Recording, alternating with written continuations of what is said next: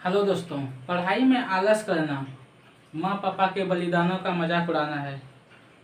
बचपन से ही माँ पापा हम लोग के लिए बहुत सारी सेक्रीफाइसेस किए हैं, बहुत सारे बलिदान दिए हैं, जो कि हम लोग इतने लायक बने हैं कि माँ पापा के लिए कुछ कर सकते हैं। लेकिन फिर भी कभी कभी ऐसा लगता है कि शायद हमसे नहीं हो पाएगा। क्या वो खुशी मैं माँ बाप को दे पाऊँगा या नहीं दे पाऊँगा, बहुत सारे ख्याल आते हैं मन में। लेकिन दोस्तों, जब भी आपको कोई डीमोटिवेट हो, जब भी आप कभी डीमोटिवेट हो, बस एक लाइन आप कहीं दीवार पे या तो कहीं अच्छी जगह पे लिख के रखिए कि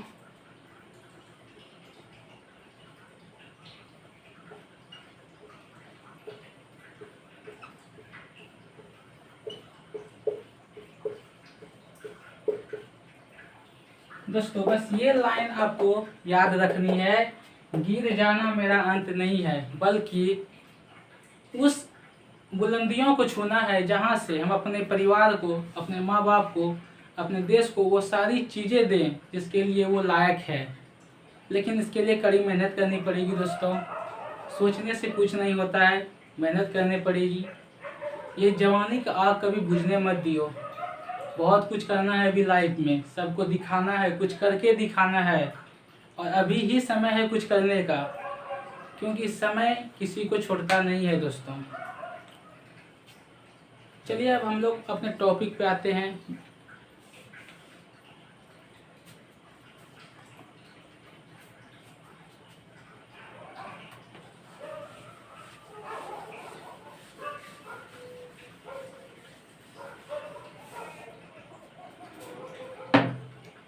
दोस्तों, इससे पिछले वाली क्लास में हम लोगों ने इससे पहली वाली क्लास में हम लोगों ने प्री हिस्टोरिक पीरियड के बारे में पढ़ा था, जाना था बहुत अच्छे तरीके से। खेती का प्रारंभ कब हुआ, खेती का आरंभ कब हुआ, आग का आविष्कार कब हुआ, पशुपालन का कब से होना स्टार्ट हुआ, ये सब चीज़ें हम लोग पहले की वीडियो में देख चुके हैं। आज हम लोग इंडस वैली सिविलाइजेशन के बारे में पढ़ेंगे, मतलब कि सिंधु घाटी सभ्यता के बारे में।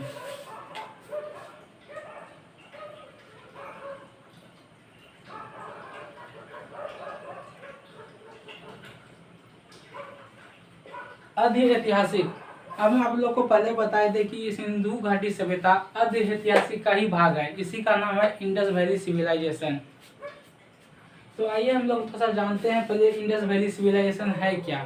दोस्तों, जब प्री हिस्टोरिक पीरियड का समापन होने को चला, तब पूरी दुनिया में बहुत सारी सभ्यताएं जो है निकल कर सामने आने लगी।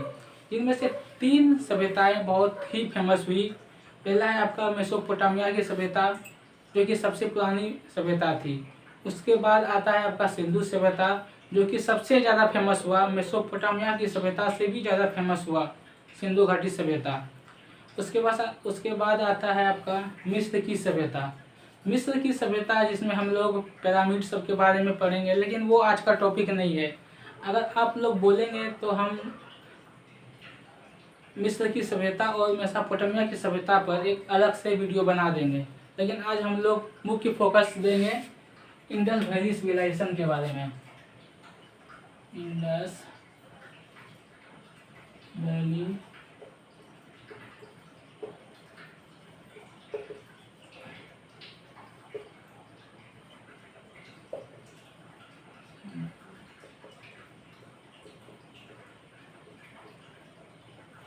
आज हम लोग पूरा का पूरा फोकस सिंधु घाटी सभ्यता के बारे में जानेंगे।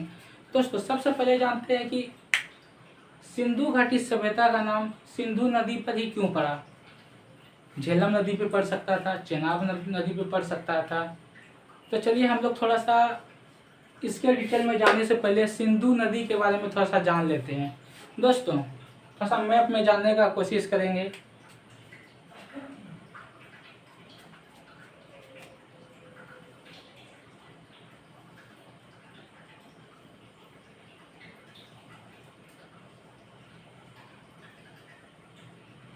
दोस्तों, इंडिया का मानचित्र दे सकते हैं, मुझे बनाना नहीं आता है, फिर मैं कोशिश कर रहा हूँ आपको मैप में समझाने का। यह है हम लोग का प्यारा इंडिया, ये है आपका पाकिस्तान, दोस्तों ये है हम लोग का इंडिया, ये है पाकिस्तान। और ये यहाँ तिब्बत में मानसरोवर झील है, मानसरोवर झील है। दोस्तों यहाँ पे आपका मानसरोवर झील है। इसी के पास एक जगह है बोखर चू हिमानी। ये जगह है मानसरोवर झील के पास है बोखर चू हिमानी, जहाँ से सिंधु नदी निकलती है और जम्मू कश्मीर के होते हुए, पाकिस्तान के होते हुए कराची में आकर अरब सागर में गिर जाती है, अरब सागर में गिर जाती है। लेकिन ये सिंधु नदी तिब्बत से होते हुए जिस जगह पर इंडिया में प्रवेश करती है वो है आपका दमचाबाद। दमचाबाद है आपका, ये आपका है दमचौक। इसके दमचौक या जैसे दमचौक या दमचौकाबाद भी कहा जाता है। जिस जगह सिंधु नदी इंडिया में प्रवेश करती है उस जगह को कहते हैं दमचौकबाद या दमचौक, कुछ भी आप कह सकते हैं। ये जम्मू कश्मीर के होते हुए पाकिस्तान में प्रवेश करती है, उसके बाद जाके अरब सागर में गिर जाती है। लेकिन इसी बीच इसमें बहुत सारी नदियाँ आके मिलती है, जैसे आपका झेलम हो गया, चेनाब हो गया, ये आपका सतलज हो गया, और ये आपका हो गया व्यास, सतलज, चेनाब, और ये आपका है झेलम।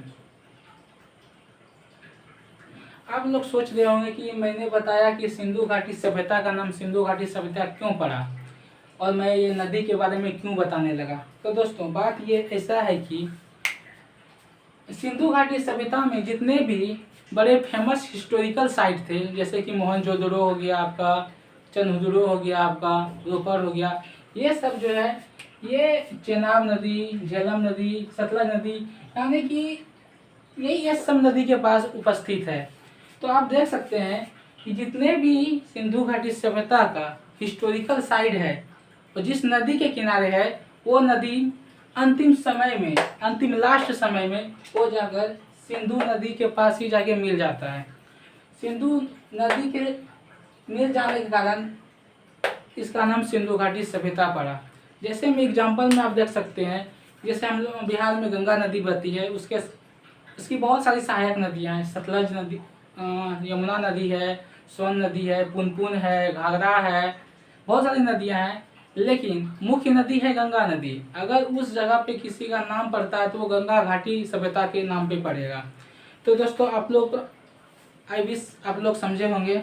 हम लोग आगे चलते हैं।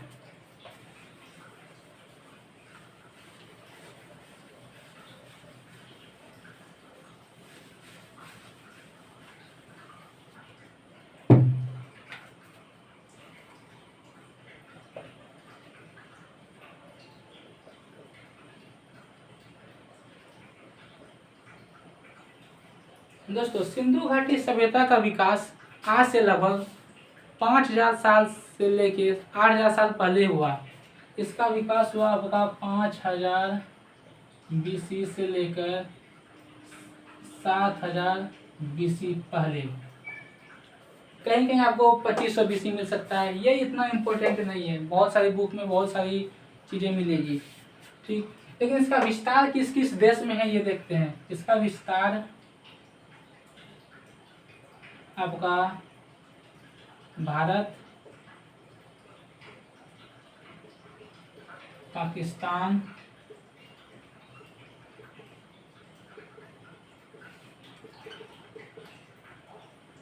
और अफगानिस्तान में। इसका विस्तार आपको भारत, पाकिस्तान और अफगानिस्तान में है। लेकिन हालांकि अफगानिस्तान में अभी कोई भी ऐसा स्थल नहीं देखने को मिला है जो कि सिंधु घाटी सभ्यता से संबंधित है। लेकिन फिर भी इतिहासकारों ने पता लगाया है कि यहाँ तक है। इसका क्षेत्रफल की बात करें तो सिंधु घाटी सभ्यता का क्षेत्रफल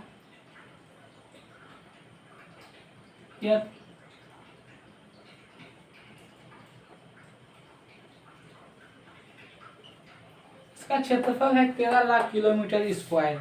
लेकिन भारत का अगर देखें तो भारत का क्षेत्रफल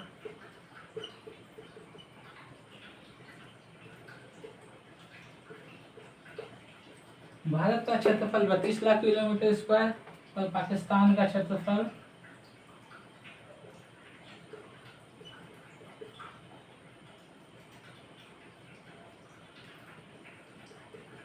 लगभग 8 लाख किलोमीटर स्क्वायर या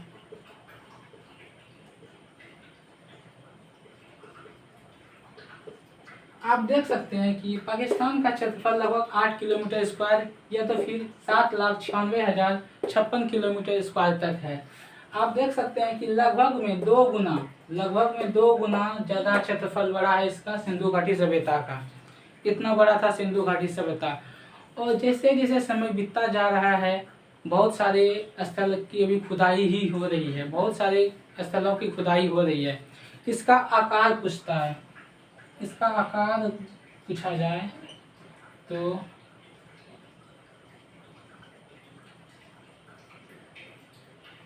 इसका आकार है त्रिभुजाकार। इसका आकार है त्रिभुजाकार। और इसका अंतिम स्थल भी पूछा जाता है कि सिंधु घाटी सभ्यता का पूर्वी सबसे अंतिम स्थल कौन है, दक्षिणी सबसे अंतिम स्थल कौन है। तो आइए देखते हैं।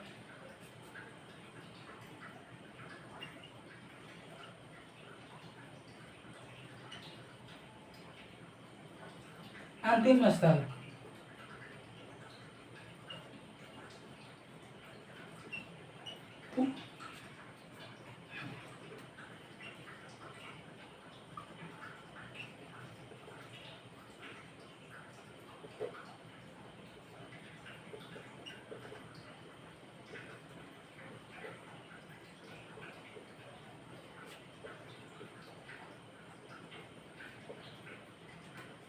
इसका पूरब में अंतिम स्थल देखें तो आलमगीरपुर है जो कि यूपी में है, हिंडन नदी के पास। ऐसे में गाजियाबाद भी हिंडन नदी के पास ही है। हिंडन नदी एक छोटी सी नदी है, कोई बड़ी नदी नहीं है। फिर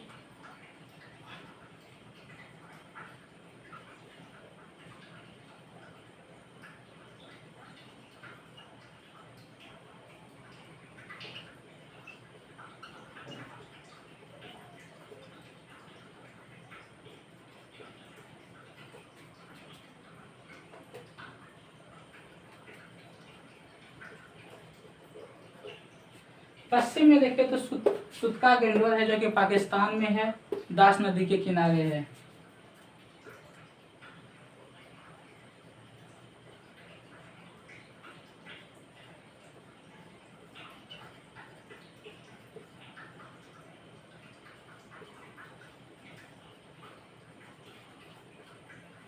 वहीं उत्तर में देखो तो मांडा है जो कि जम्मू कश्मीर में है, चेनाब नदी के पास है।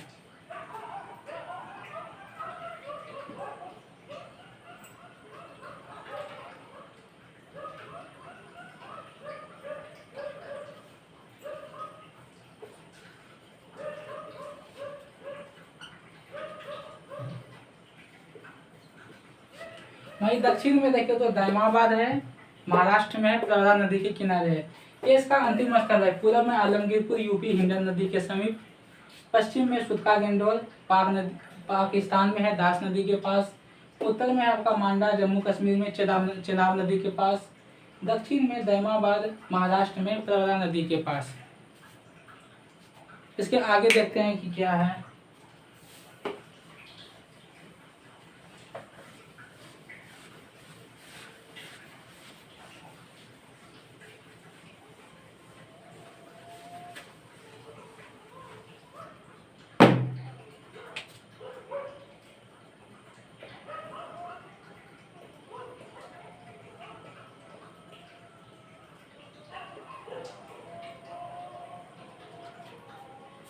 दोस्तों, अंग्रेज के एक दार्शनिक बोल सकते हैं, जब इंडिया घूमने के लिए आए तो वो घूमते घूमते पंजाब प्रांत के कुछ ऐसे जगह पे पहुंचे जहाँ पे एक बहुत बड़ा खंडहर मिला उसको। खंडहर जब उसको मिला तो उसने एक नाम दिया उसे हड़प्पा। हड़प्पा। और उस दार्शनिक का नाम था आपका चार्ल्स मैसन। उसका नाम था चार्ल्स मैसन। उसका चार्ल्स मैसन। जब चार्ल्स मैसन ने हड़प्पा की खोज की और ये हड़प्पा सिंधु घाटी सभ्यता का खोजा जाने वाला पहला स्थल बन गया। इसलिए सिंधु घाटी सभ्यता को हड़प्पा की सभ्यता के नाम से भी जाना जाता है। इसे आप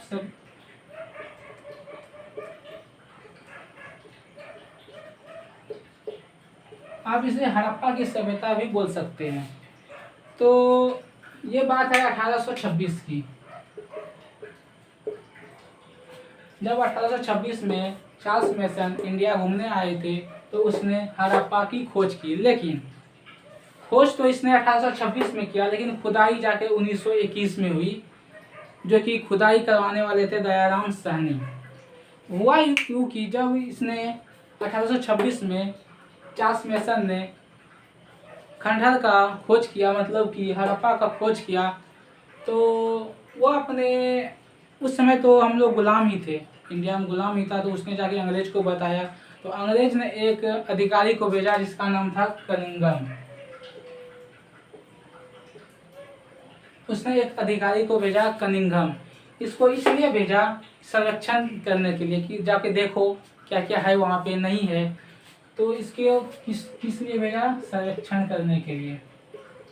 दोस्तों ये सब क्वेश्चन पूछा भी जाता है, बहुत बार पूछा भी है, यूपीएससी में ये क्वेश्चन पूछा था। चार्ल्स मेसन हड़प्पा की खोज कब किया था, तो 1826 में किया था। जब इसने खोज किया तो जाके इसने अधिकारी को बताया, तो ब्रिटेन सरकार ने कनिंघम को संरक्षण के तौर पर लगाया। जब संरक्षण के तौर पर इसे लगाया तो इसने खुदाई कर, तो इसने एक और बंदा है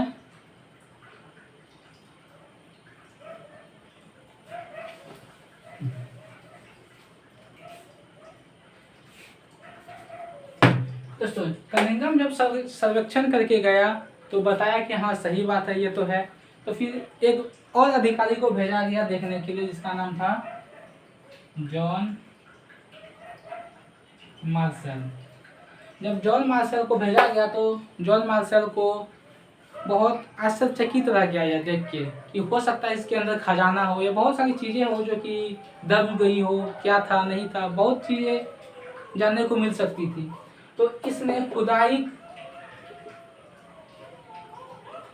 का आदेश दिया। जॉन मार्शल ने खुदाई का आदेश दिया किसको, दयाराम साहनी को।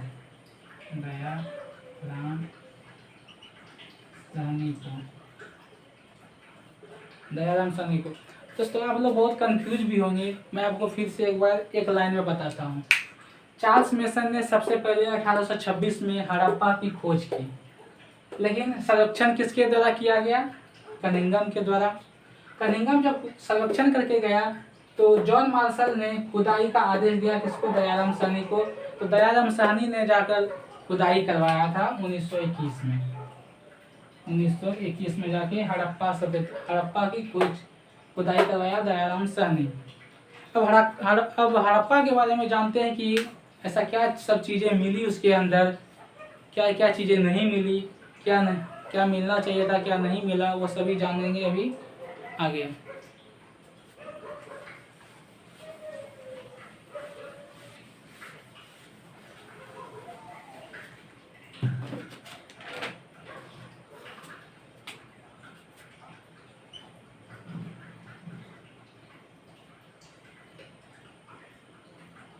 दोस्तों हड़प्पा की खोज पहले ये रावी नदी के तट पे है। रावी नदी, ये रावी नदी के तट पर है।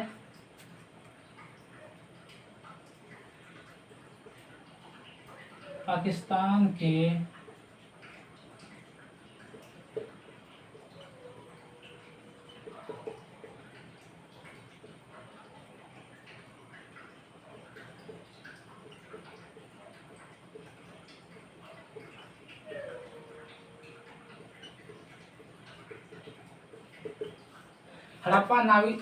हड़प्पा रावी नदी के तट पर है। पाकिस्तान के पंजाब प्रांत के मोंटगोमरी जिला में स्थित है ये हड़प्पा। इसका खुदाई करवाया दयाराम साहनी।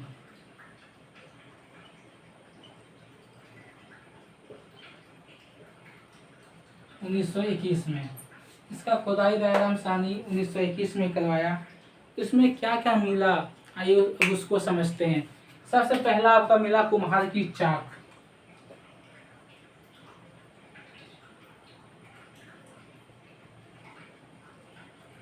पहला नंबर मिला आपको कुम्हार की चाक।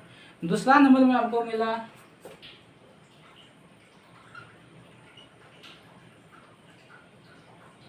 अन्नागार। अन्नागार का मतलब है कि अनाज को रखने के लिए घर था, अनाज को रखने के लिए एक भवन था। उसके बाद मिला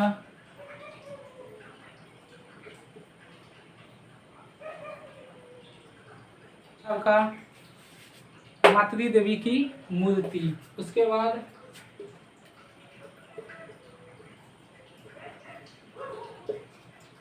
मिला आपको ओखली।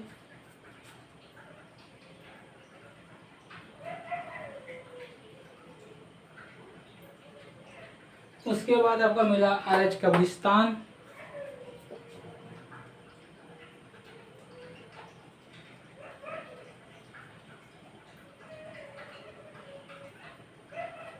हाथी का कंकाल। हाथी का कंकाल कहीं कहीं हाथी का मस्तिष्क भी पूछ देता है, या हाथी का कंकाल हो, कुछ भी हो। हाथी का कंकाल के बारे में पूछे तो आप सीधा सीधा हड़प्पा टिक लगा देना है आपको। उसके बाद एक चीज पूछा जाता है आपको, हाथी का कंकाल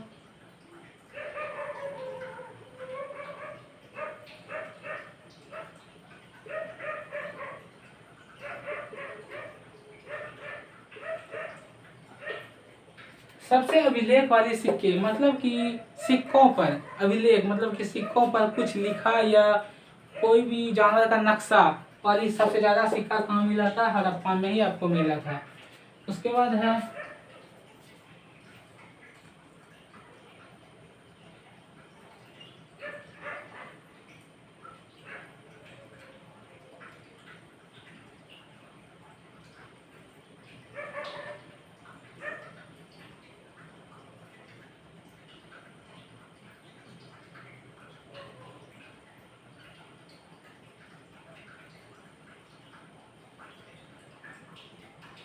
हमको ये भी मिला था दोस्तों, स्त्री के गर्भ से निकलते हुए पौधे वाली मृग मूर्ति। एक मूर्ति थी, इस पे एक डिजाइन बना हुआ था कि स्त्री के गर्भ से कोई पौधा निकल रहा है।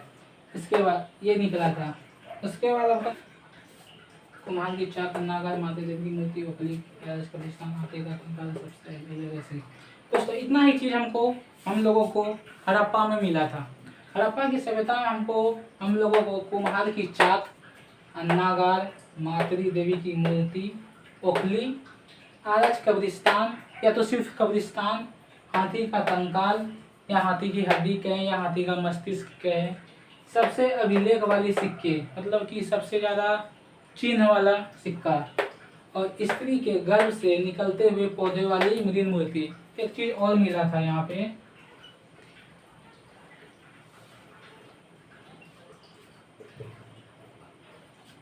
श्रमिकों को रहने के लिए आवास, श्रमिक आवास भी यहाँ पे मिला था।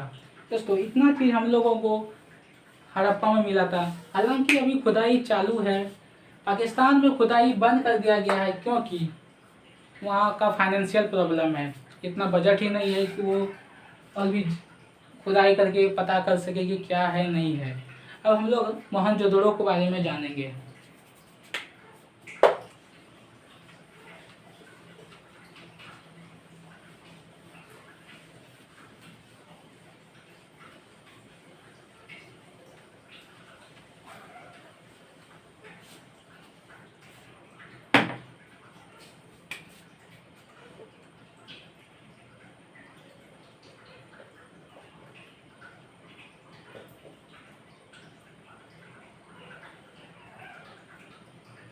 दोस्तों मोहनजोदड़ो सिंधु नदी के किनारे है, सिंधु नदी, और ये पाकिस्तान के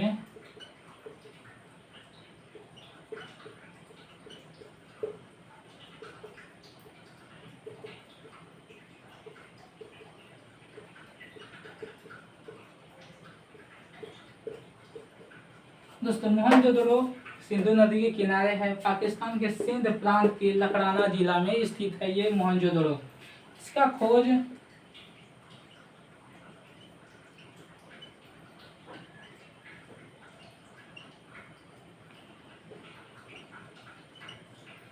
इसका खोज रखालदास बनर्जी ने 1922 में किया था। दोस्तों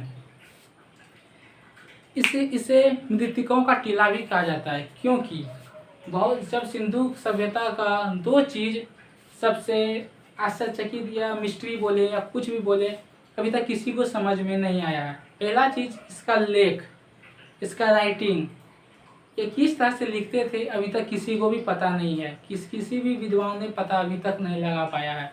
दूसरा, इस सभ्यता का अंत कैसे हुआ। दोस्तों आज से लगभग 600 बीसी, आज से लगभग 600 बीसी पहले इस सभ्यता का पूरी तरह से अंत हो गया था, लेकिन वो अंत किस तरह से हुआ, किस तरीके से नहीं हुआ, आज तक ये भी एक रहस्य है। हालांकि कुछ इतिहासकारों ने अपना अनुमान दिया है कि 2-3 अनुमान दिया है, जिसे मैं आपको बताता हूँ। पहला अनुमान है कि ऐसा कुछ बीमारी आ गया हो जो कि पूरी सभ्यता का नाश कर दिया हो। या तो सेकंड नंबर, सिंधु नदी का पानी पूरी तरीके से सूख गया हो, जो कि सिंधु घाटी सभ्यता में रहने वाले सभी लोग बिहार या यूपी या झारखंड, ये सभी जगहों पे गंगा नदी के किनारे सब आ गया हो। तीसरा कारण है घग्गर नदी मतलब कि सरस्वती नदी में बाढ़ आ गया हो, बाढ़ के कारण पूरा तरीके से सिंधु सभ्यता का नाश हो गया हो। हालांकि ये सब तीनों चीज़ें फैक्ट वाली बात है, कोई रियल नहीं है, इतिहासकारों ने अपना अनुमान बताया है। अब हम लोग आगे मोहनजोदड़ो के बारे में जानेंगे। दोस्तों मोहनजोदड़ो को मृतकों का टीला इसलिए कहा जाता है क्योंकि यहाँ पे जो हड्डियाँ मिली है, एक जगह पे बहुत सारे कंकाल मिले हैं, एक जगह पे बहुत सारे कंकाल मिले हैं। किसी का हाथ नहीं है, किसी के पैर नहीं है, किसी का मस्तिष्क नहीं है, किसी के पैर नहीं है। मतलब कि मान के चलिए तो लगता है कि कोई बड़ा सा युद्ध हुआ है, युद्ध के कारण किसी का हाथ कट गया है, हाथ से पैर कट गया है। ये चीज़ ये मिलता है आपको मोहनजोदड़ो में, इसलिए मृतकों का टीला भी कहा जाता है। इसे कहा जाता है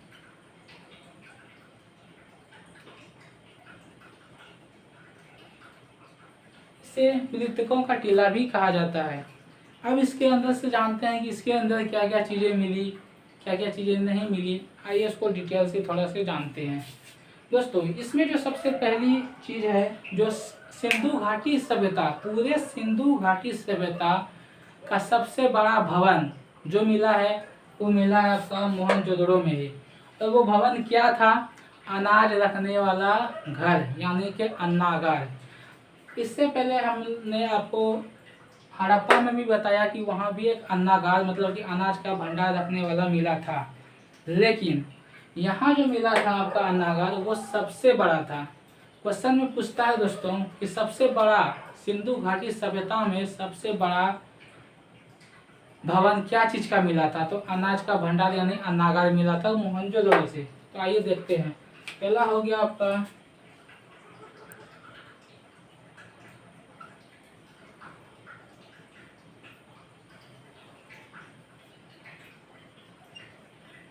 अन्नागार,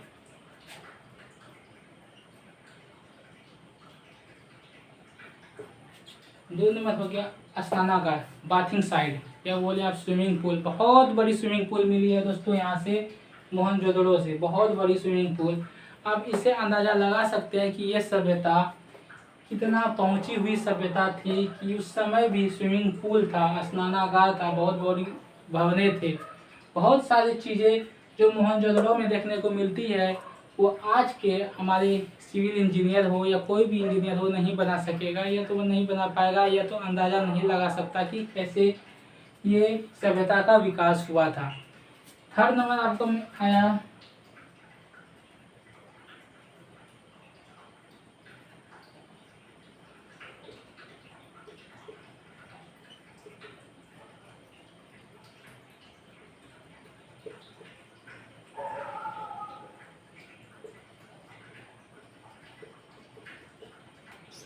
सिक्के पर बनी पशुपतिनाथ की मूर्ति।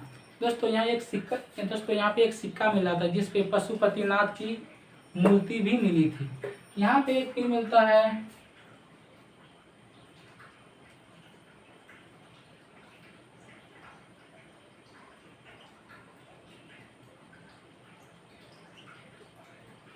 एक सींग वाला जानवर मिलता है। दोस्तों, मोहनजोदड़ो पे एक बहुत अच्छी मूवी भी बनी है जिसमें ऋतिक रोशन ने बहुत अच्छी भूमिका निभाया है। हालांकि उस मूवी में बहुत हद तक बहुत अच्छी चीज़ें दिखाने की कोशिश की है। आप लोगों ने नहीं देखी है तो जाके एक बार देखिए इस मूवी को, बहुत ही अच्छी मूवी है और ऐसी मूवी बननी भी चाहिए। उसके बाद आगे देखते हैं कि अन्नागढ़ हो गया, सोनागढ़ सिक्के पर बनी पशुपतिनाथ मूर्ति, एक सिंह वाला जानवर। उसके बाद यहाँ पे आपको मिलता है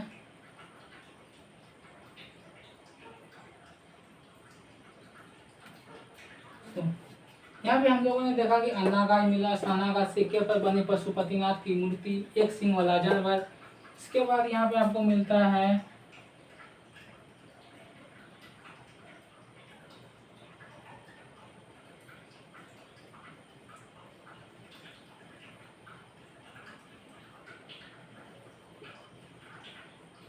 मातृ देवी की मूर्ति मिलती है। दोस्तों, मातृ देवी की मूर्ति भी आपको कहाँ से मिलती है? मोहनजोदड़ो से मिलती है।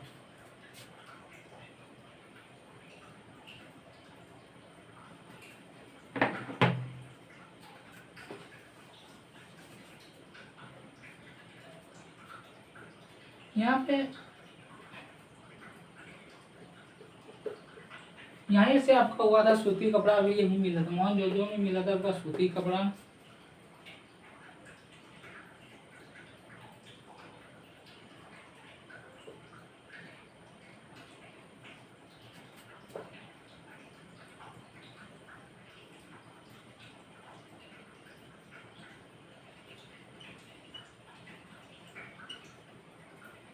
सिंधु सभ्यता का गलीचा मोहनजोदड़ो को ही कहा जाता है। गलीचा का मतलब आप समझ सकते हैं कि जैसे अभी के समय में जिस तरह से कालीन होता है रेड ब्लू ग्रीन, उसी को गलीचा उसी को कहा जाता है। तो वो सिंधु सभ्यता का गलीचा मोहनजोदड़ो को ही कहा जाता है।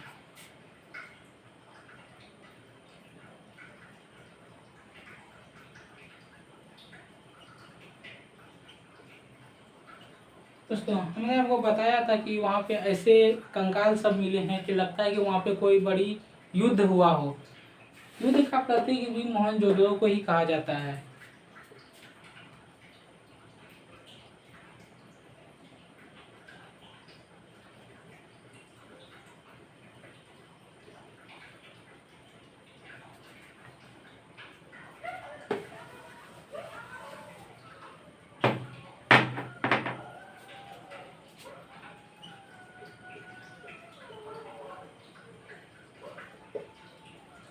दोस्तों, सिंधु घाटी सभ्यता का धार्मिक स्थल भी मोहनजोदड़ो को ही कहा जाता है।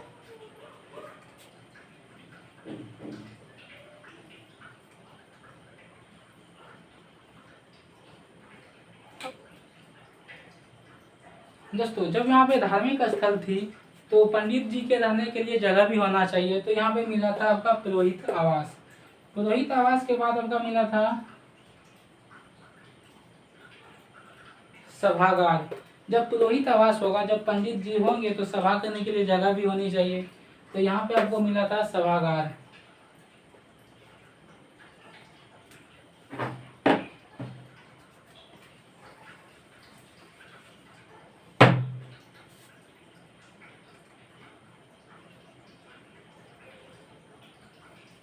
ये में मिले थे आपको सभागार। और दोस्तों,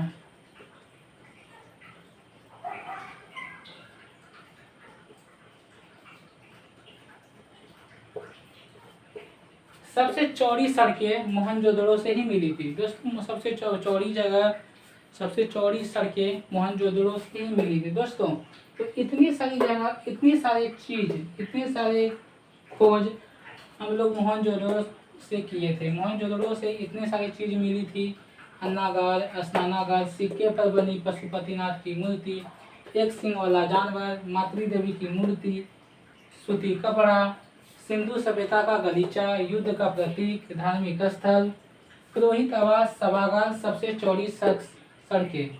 दोस्तों इतनी सब चीज़ें हम मोहनजोदड़ो से मिली थी। हालांकि बहुत सारी चीज़ें अभी दफन है जो कि खुदाई के बाद हो सकती है मिले। भारत में तो बहुत सारे खुदाई अभी चालू है। दोस्तों अब मैं ये वीडियो को कंटिन्यू नहीं करूँगा क्योंकि ये वीडियो बहुत सारी लंबी बन गई होगी, शायद हो सकता है। इसके बाद जो जगह है जैसे होगा बनवाली हो गया, रोपड़ हो गया, धौलावीरा हो गया, चंदहुदड़ो हो गया, ये सब जगह के बारे में हम आगे की वीडियो में चर्चा करेंगे। अभी हम लोग इस वीडियो को यहीं पे समाप्त करेंगे, लेकिन जाने से पहले हड़प्पा में एक चीज़ लिखना हम भूल गए थे, उसे आप नोट्स कर लीजिए।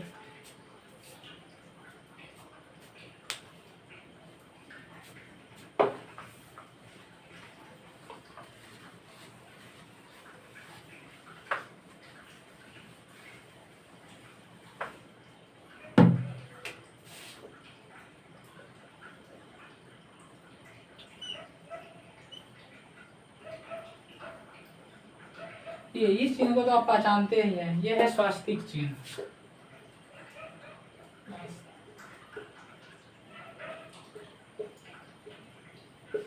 यह स्वास्तिक चिन्ह क्योंकि हड़प्पा की खुदाई में हमको ये स्वास्तिक चिन्ह मिला था, जिससे आप अंदाजा लगा सकते हैं कि उस समय भी बहुत सारी पूजा पाठ हुआ करती थी।